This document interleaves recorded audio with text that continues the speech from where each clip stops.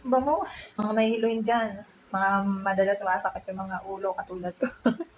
Eto guys, try nyo tong ano, tingnan nyo naman, oh, Therapafay. Gamit na yan. Nung nakaraan pa ako nakabili ng, ay, hindi ko pala binili ito yung kapatid ko.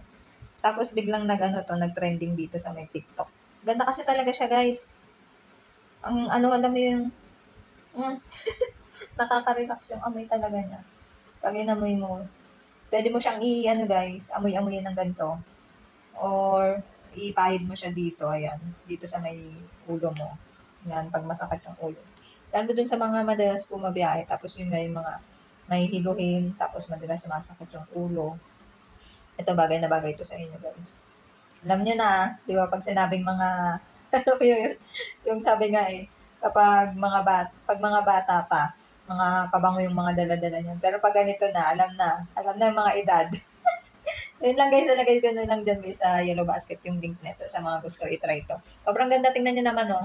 Halos mabura na yung pangalan niya kasi ang tagal na nito sa akin. Ayan oh. Nawala kasi to.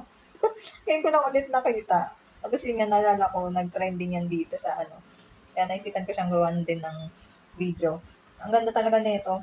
Nakaka-relax yung amoy, grabe. Tapos parang ang lamig-lamig sa ilong. Basta nakaka-addict amoy yun.